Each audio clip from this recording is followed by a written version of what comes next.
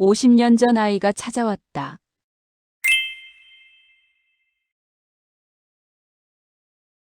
챕터 1. 낯선 방문자. 11월의 오후는 유난히 짧았다. 오전 내내 흐리던 하늘이 오후가 되어서야 겨우 가닥을 잡아 옅은 햇살을 흘려보냈지만 그것도 잠깐이었다. 창밖으로 기울어진 빛이 마루 끝에 걸려 있었고 김영수는 안락의자에 앉아 오래된 신문을 뒤적이고 있었다. 74이라는 나이가 무색할 만큼 그의 손은 여전히 야무졌지만 돋보기 없이는 작은 글씨가 뭉개져 보였다. 신문을 보다 보다 결국 접어서 무릎 위에 올려놓고 그는 잠시 눈을 감았다. 은퇴 후 10해가 넘도록 그는 이 집에서 조용히 그러나 단단하게 하루하루를 쌓아왔다. 아침이면 일어나 라디오를 틀었다. 라디오에서는 뉴스가 나왔고 뉴스가 끝나면 음악이 나왔다. 식사는 규칙적으로 했고 천천히 동네를 한 바퀴 걷는 것이 하루 운동의 전부였다. 딸 2, 아들 1, 손자 3.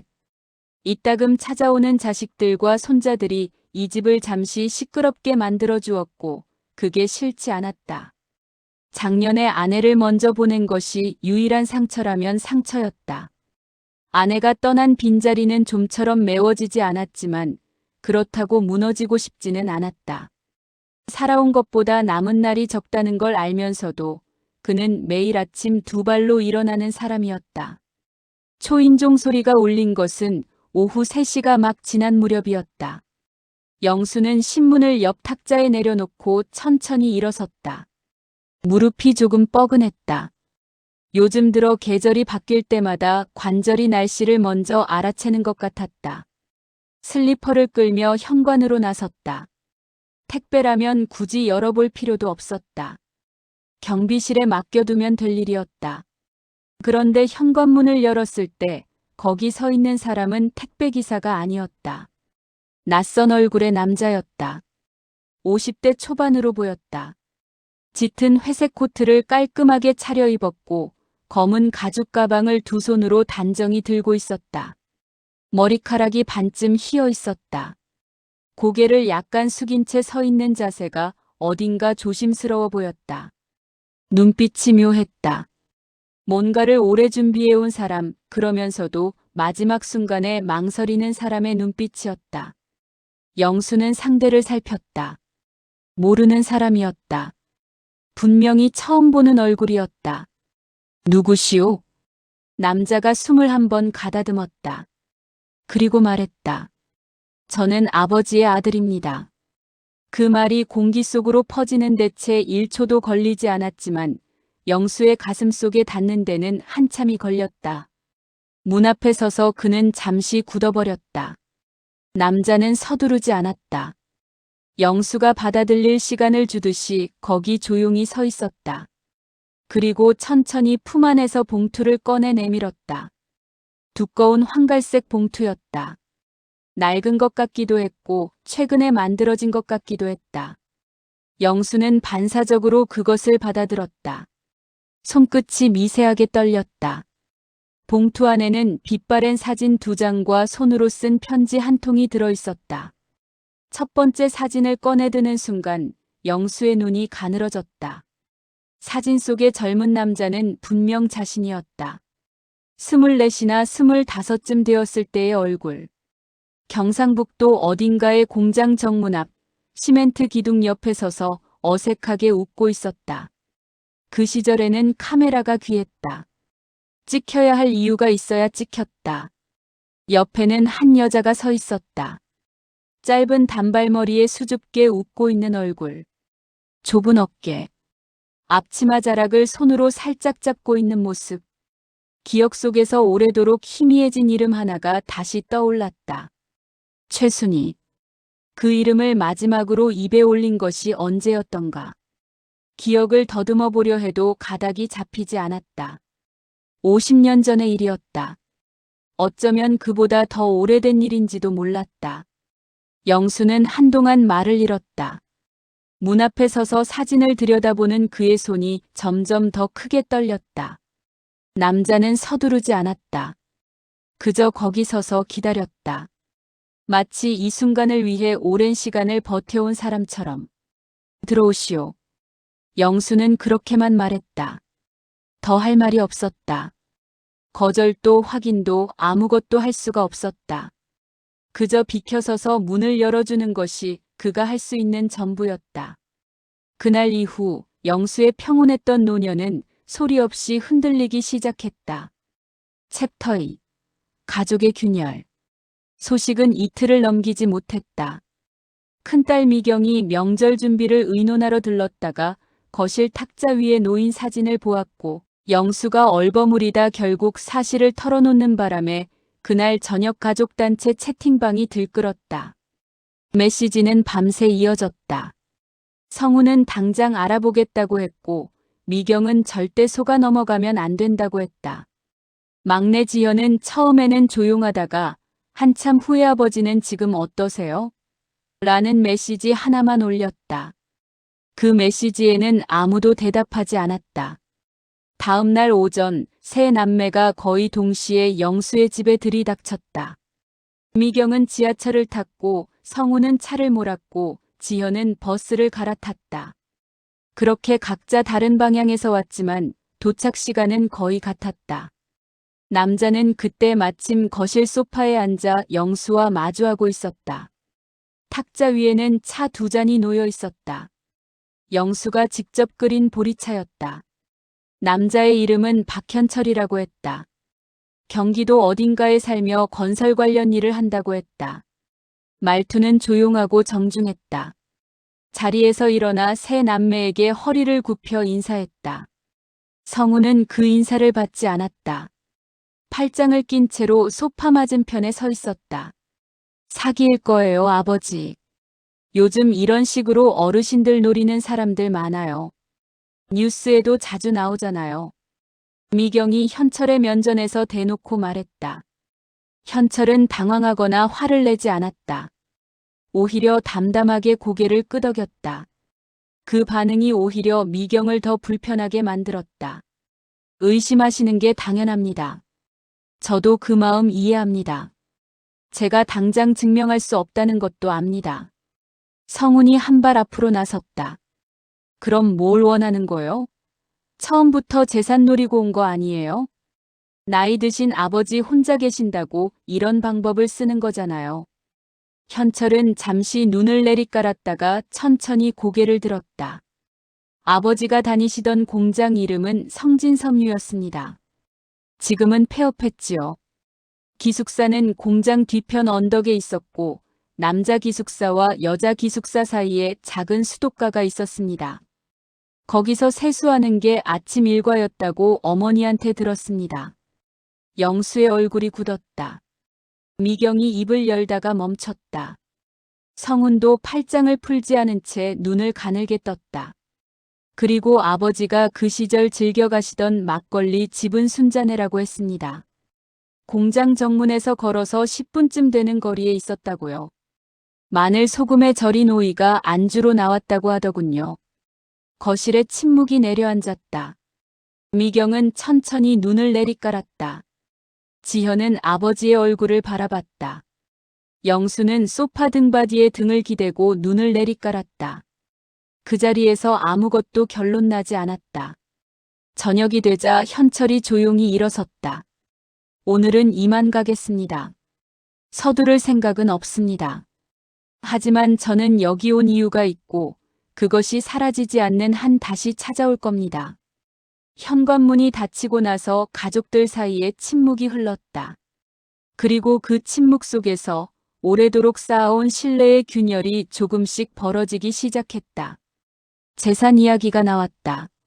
지분 이야기가 나왔다. 영수는 그 이야기들을 들으면서 자식들을 번갈아 바라봤다. 낯설지 않았다. 그러나 그것이 낯설지 않다는 사실이 조금 슬펐다. 챕터 3. 흔들리는 기억. 밤마다 영수는 잠을 이루지 못했다. 불을 끄고 누워도 눈이 감기지 않았다. 천장을 바라보며 50년 전의 기억을 더듬었다. 기억이라는 것은 참 이상했다. 어제 무엇을 먹었는지는 가물거리는데 50년 전 공장 앞에 흙냄새는 손에 잡힐 듯 선명했다. 24세 영수. 고향에서 무작정 올라와 남들 따라 공장에 취직했던 그해. 집에 돈을 붙여야 했고 자신의 밥값을 벌어야 했다. 아침 6시에 울리는 사이렌 소리, 기름때 묻은 작업복, 점심시간 15분의 짧은 쉬는 시간. 손바닥에 굳은 살이 박이고 등이 굽을 것 같은 나날들이었다. 그러나 그 시절에는 그것이 당연했다. 다들 그렇게 살았다. 최순희를 처음 본 것은 공장 구내식당이었다. 그녀는 같은 라인에서 일하는 여직원이었는데 말수가 적고 조용한 사람이었다. 밥을 먹을 때도 혼자였고 쉬는 시간에도 벽 쪽에 혼자 앉아 있었다. 그런데 웃을 때는 눈이 초승달처럼 휘었다. 그 웃음이 영수의 마음에 걸렸다. 먼저 말을 건 것은 영수였다. 아무것도 아닌 이유로. 그녀가 식판을 들다가 국을 조금 흘렸고 영수가 옆에 있던 냅킨을 건넸다. 그뿐이었다. 그런데 그것이 시작이었다. 그 후로 둘은 가끔 식당에서 마주쳤고 퇴근 후에 수도가에서 손을 씻다가 이야기를 나눴고 어느 날은 퇴근길에 함께 걷다가 순자네에 들러 막걸리를 한 잔씩 마셨다. 그 시절의 연애란 지금과는 달랐다. 말이 많지 않아도 마음을 알았다. 손을 잡는 것만으로도 충분했다. 영수는 그 시절을 생각할 때마다 가슴 한쪽이 따뜻해지다가 이내 서늘해지는 것을 느꼈다. 왜냐하면 그 기억의 끝이 아름답지 않았기 때문이었다.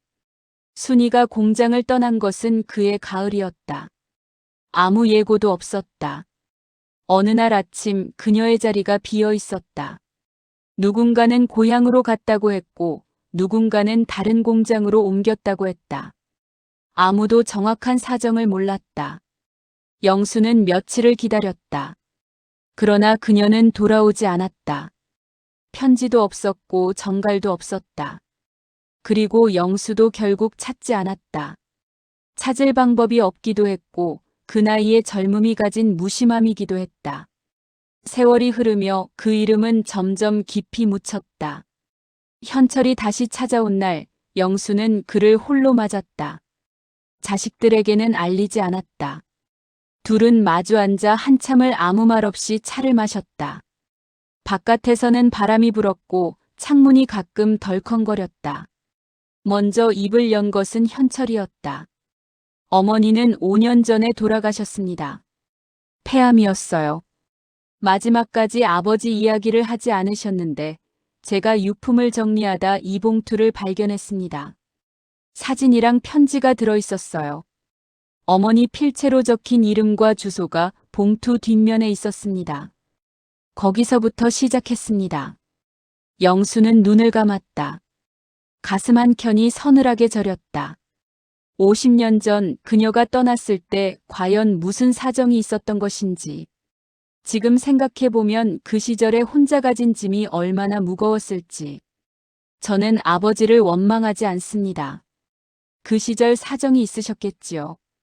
어머니도 그렇게 말씀하셨을 것 같습니다. 다만 제 권리를 알고 싶습니다. 제가 누구의 아들인지. 그것만이라도. 그 말이 영수의 가슴을 정확히 찔렀다. 권리. 그렇다. 이 남자에게는 알 권리가 있었다. 태어난 것이 죄가 아니었다. 그리고 영수 자신에게도 알아야 할 이유가 있었다.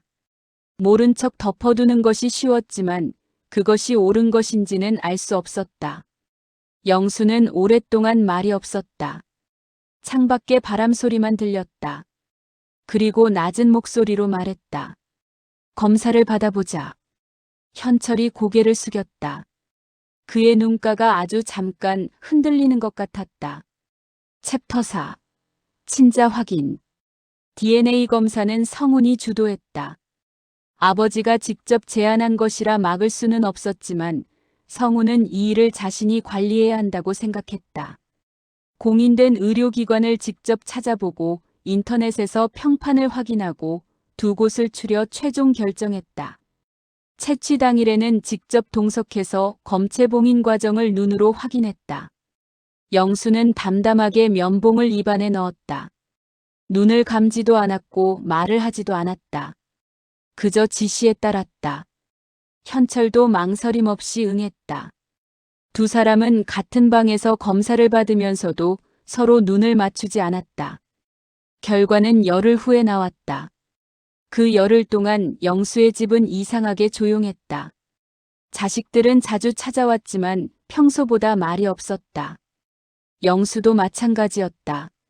라디오도 자주 끄고 신문도 잘 읽지 않았다. 그냥 창밖을 바라보는 시간이 많았다. 결과지를 받아온 것은 성훈이었다. 봉투를 뜯는 그의 손이 미세하게 떨렸다. 미경과 지현도 옆에 있었다. 영수는 소파에 앉아 창밖을 바라보고 있었다. 마치 이미 알고 있다는 듯이 혹은 아무것도 모른 척하기로 한 사람처럼. 보고서에는 선명하게 적혀 있었다. 친자관계 가능성 99.8%. 미경이 종이를 한 번 더 들여다봤다. 숫자가 바뀌지 않았다. 지현은 입술을 깨물었다. 성우는 자리에서 일어나 잠시 부엌으로 들어갔다가 돌아왔다. 그의 얼굴에는 복잡한 감정이 뒤섞여 있었다. 분노인지 당혹감인지 아니면 슬픔인지. 아무도 말을 하지 않았다. 말이 필요하지 않았다. 수치가 모든 것을 말해주고 있었다. 99.8이라는 숫자는 그것이 사실이라는 것을 말하고 있었다.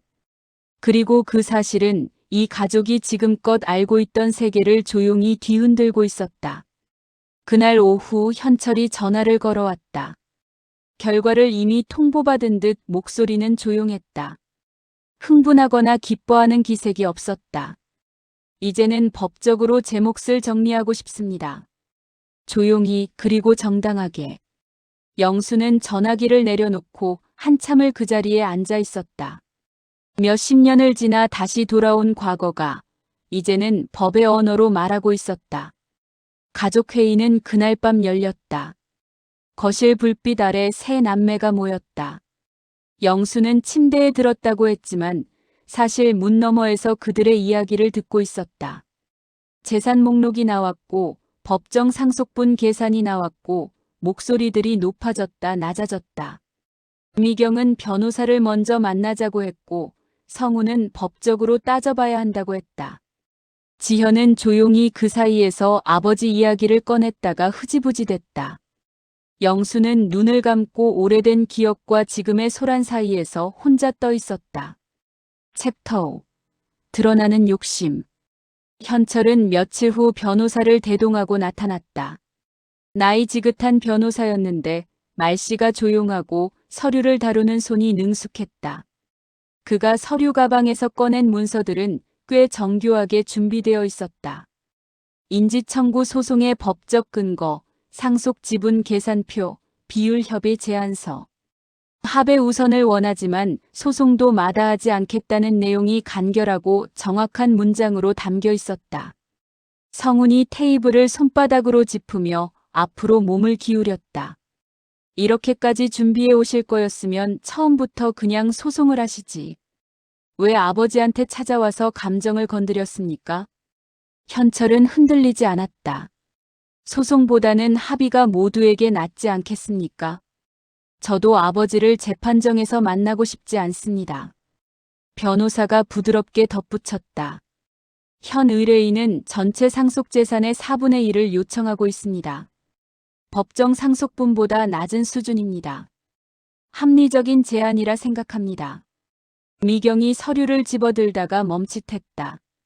재산 목록에 적힌 수치들이 너무 정확했다. 영수 명의의 부동산 2건, 예금 계좌 3곳의 잔액, 작은 임대 수익까지. 단순한 공개 정보로는 파악하기 어려운 숫자들이 거기 있었다. 자식들조차 정확히 알지 못하던 내용들이었다. 미경이 손가락으로 항목을 짚으며 물었다. 이걸 어떻게 하셨어요? 이 금액들은 우리도 정확히 몰랐던 건데. 현철이 잠깐 눈을 깜빡였다. 아버지께 여쭤봤습니다. 대화를 나누다 보니 자연스럽게 말씀해 주시더군요. 그러나 그날 저녁 성훈이 영수에게 넌지시 물었다. 아버지, 현철 씨한테 재산 이야기 해주신 적 있어요? 계좌 잔액이나 임대료 같은 거요. 영수가 고개를 저었다. 그런 이야기는 한 적 없는데. 성훈은 그 말을 듣고 잠시 창밖을 바라봤다. 무언가가 잘못되어 있었다. 현철이 재산 정보를 입수한 경로가 따로 있다는 이야기였다. 누군가가 정보를 흘리고 있거나 아니면 처음부터 이 접근 자체가 치밀하게 계획된 것이었다. 회의가 끝난 후 지현이 오빠를 복도에서 붙잡았다. 오빠, 나도 이상하다고 느꼈어. 아무리 생각해도 우리가 그 사람한테 재산 얘기를 한 적이 없거든. 그 사람이 어디서 그걸 알아온 건지 좀 파봐야 할 것 같아.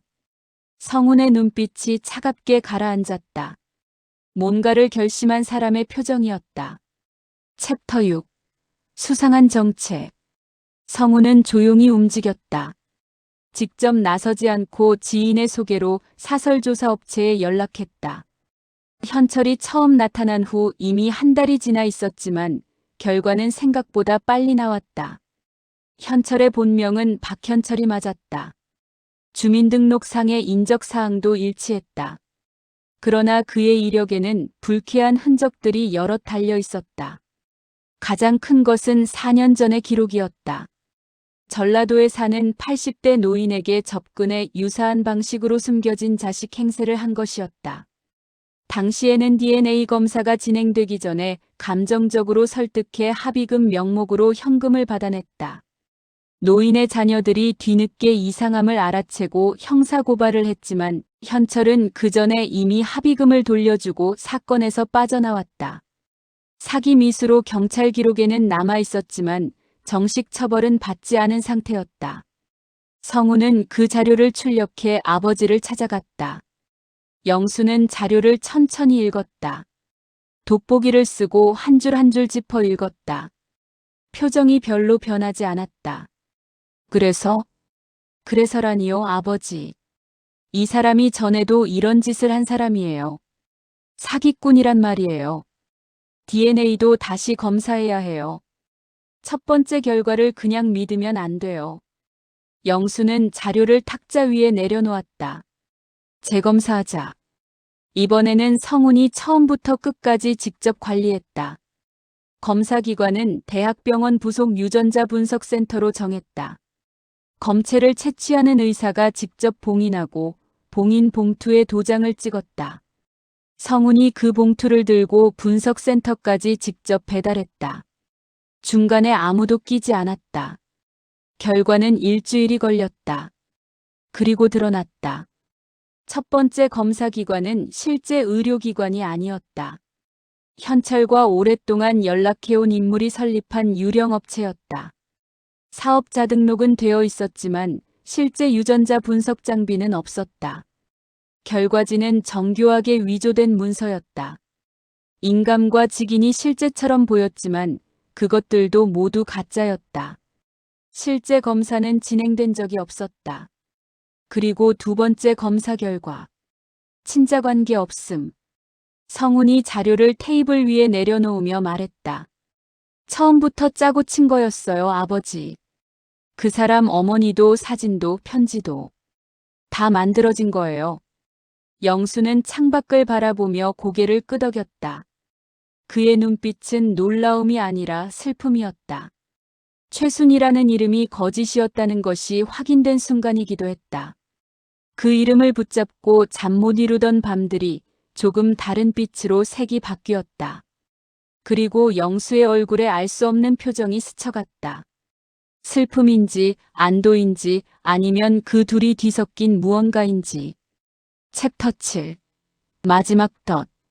영수는 하루를 더 생각했다. 성훈은 당장 경찰에 고발하자고 했지만 영수는 조금만 기다려달라고 했다. 성훈은 답답했지만 아버지의 말을 들었다. 다음 날 영수는 직접 현철에게 전화를 걸었다. 목소리는 평온했다. 아무것도 모르는 사람처럼. 어제 자식들이랑 이야기를 많이 했네. 유언장을 새로 작성하기로 했어. 자네한테도 지분을 남기는 방향으로 하려고. 전화기 너머로 짧은 침묵이 흘렀다. 그리고 현철의 목소리가 돌아왔다. 그 목소리에는 감추려 해도 감추기 어려운 안도감이 배어 있었다. 담담하던 말투가 처음으로 조금 풀렸다. 감사합니다, 아버지. 영수는 전화를 끊고 성훈에게 고개를 끄덕였다. 성훈의 손에는 이미 경찰에 제출한 고발장 사본이 들려 있었다. 경찰은 이미 첫 번째 검사기관의 위조 사실과 현철의 전과 기록을 토대로 내사를 진행 중이었다. 사흘 후 현철은 변호사와 함께 영수의 집을 찾았다. 그의 발걸음이 평소보다 가볍게 느껴졌다. 이미 이겼다고 생각하는 사람의 걸음이었다. 거실 탁자 위에 서류들이 펼쳐졌다. 재산분할 동의서, 상속포기각서, 일체의 법정 요구를 이 자리에서 마무리 짓자는 계획이었다. 영수는 탁자 맞은편에 앉아 서류를 천천히 넘겼다. 돋보기를 쓰고 한 줄씩 읽는 척했다. 현철과 변호사는 기다렸다. 분위기는 고요했다. 바깥에서는 바람이 지나가고 있었다. 그때 초인종이 울렸다. 현관문이 열리자 두 명의 형사가 들어섰다. 그 뒤로 성훈과 지현이 따라왔다. 형사 중 한 명이 신분증을 내밀었다. 박현철 씨 상속 사기 및 문서 위조 혐의로 동행을 요청합니다. 현철은 자리에서 천천히 일어섰다. 처음으로 그의 얼굴에 균열이 생겼다. 담담하던 눈빛이 흔들렸다. 손이 탁자를 잡았다가 놓았다. 변호사가 무언가 항의하려 했지만 형사가 가볍게 손을 들어 막았다. 변호인과의 접견은 서에서 보장됩니다. 수사 과정에서 드러난 사실은 예상보다 훨씬 충격적이었다. 현철은 단독 범행이 아니었다. 그는 노인 재산 정보를 수집하는 조직의 일원이었다. 조직에는 DNA 결과지를 위조하는 브로커, 유령 검사 기관을 설립하고 운영하는 인물, 그리고 각 지역에서 피해 대상을 물색하는 사람들이 따로 있었다. 피해자는 전국에 12명이 넘었다. 혼자 사는 노인, 자식과 사이가 소원한 노인, 과거에 한두 가지 비밀을 가진 노인. 그들의 약점을 파고드는 방식이었다. 영수는 경찰차가 떠나는 것을 창문으로 바라보았다. 미경이 다가와 그의 어깨에 손을 얹었다. 영수는 그 손을 가만히 덮었다. 한동안 그 자세로 창밖을 바라봤다. 괜찮아? 미경이 조용히 물었다. 영수는 고개를 끄덕였다. 괜찮지 않았지만 괜찮을 것이라고 생각했다. 챕터 8. 진짜 가족. 사건이 일단락된 후 집안은 잠시 조용해졌다. 경찰 조사가 이어지는 동안 영수는 몇 차례 진술을 했고 자식들도 참고인 자격으로 조사에 응했다. 번거롭고 필요한 일이었다. 그러나 그보다 더 필요한 것은 그 모든 과정 동안 가족들 사이에 쌓인 어색함이었다. 현철이 처음 나타났던 날부터 가족들은 서로를 완전히 믿지 못하는 순간들을 지나왔다. 아버지의 과거를, 서로의 속마음을, 그리고 무엇을 가장 먼저 걱정했는지를. 그것이 말로 표현되지는 않았지만 밥을 먹을 때도 전화를 끊을 때도 그 감각이 공기 속에 남아 있었다. 그래서 영수가 일요일 점심을 함께 먹자고 했을 때 자식들은 말없이 응했다. 각자 무언가를 들고 왔다. 미경은 갈비찜을 해왔고 성훈의 아내가 잡채를 담아왔다. 지현은 케이크를 샀다. 이유는 없었지만 케이크가 먹고 싶었다고 했다. 손자들도 왔다. 아이들은 아무것도 모른 채 거실을 뛰어다니며 웃었다. 점심 식사는 생각보다 조용했다. 밥을 먹는 내내 별다른 말이 없었다. 국을 퍼주는 미경의 손이 조금 느렸고 성우는 밥 한 공기를 다 먹기도 전에 수저를 내려놓고 창밖을 바라봤다. 지현은 아이들한테 반찬을 집어주며 식탁의 어색함을 메우려 했다. 그러다 성훈이 불쑥 말했다. 아버지, 저 그때 아버지 재산 걱정이 먼저였던 것 같아요. 솔직히. 식탁이 조용해졌다. 미경도 지현도 성훈을 바라봤다. 그 사람이 진짜 아버지 아들이라 해도 저는 그냥 싫었을 것 같아요. 처음부터. 아버지가 걱정돼서가 아니라 내 몫이 줄어드는 게 싫어서. 그게 솔직한 마음인 것 같아서요. 그게 계속 마음에 걸렸어요. 영수는 성훈을 바라봤다. 오랫동안 보지 않던 아들의 얼굴이 지금은 더 선명하게 보였다. 그 얼굴 안에 아주 오래된 죄책감이 있었다. 재산 때문이 아니라 아버지를 온전히 믿지 못했다는 죄책감. 미경이 낮게 말했다. 저도요. 지현은 아무 말도 하지 않고 케이크 포장을 열었다. 눈이 조금 빨개져 있었다. 손자 하나가 케이크를 보고 달려왔다. 지현이 아이를 꼭 안아주었다. 영수는 밥그릇을 내려놓고 새 자식을 천천히 바라봤다. 오래전부터 알고 있었다. 자식들이 완벽하지 않다는 것을. 욕심도 있고 두려움도 있고 서로를 향해 상처를 주기도 한다는 것을. 그러나 그것이 가족이었다. 완벽하지 않기 때문에 함께 있는 것이 의미가 있었다.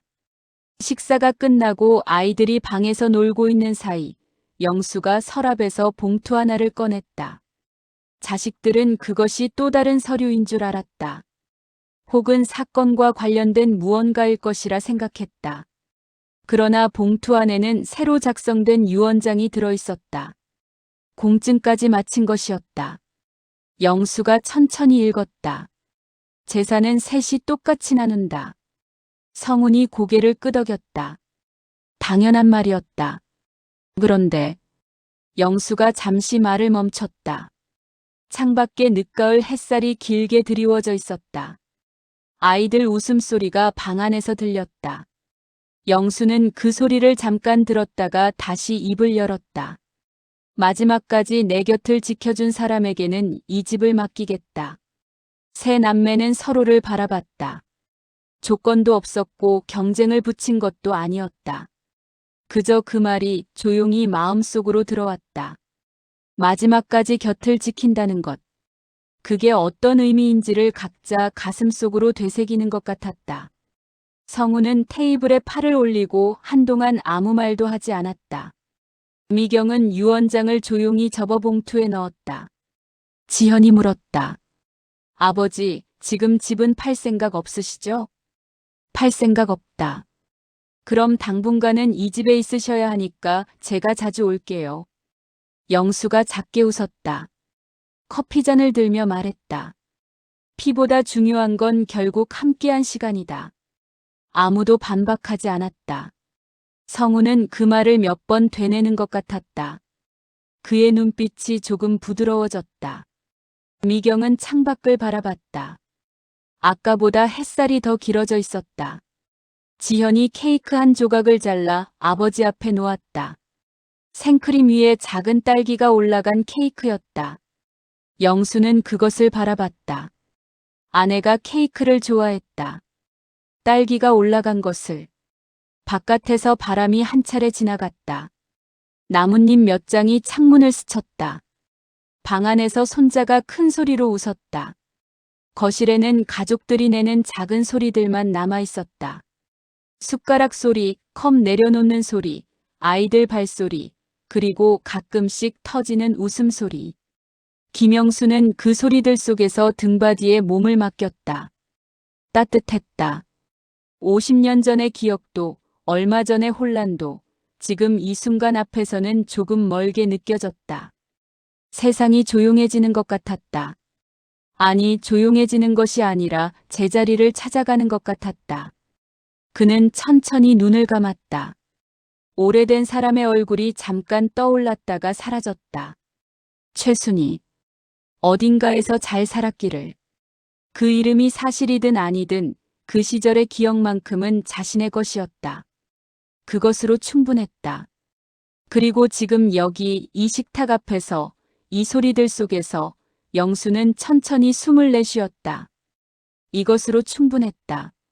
정말로 이것으로 충분했다.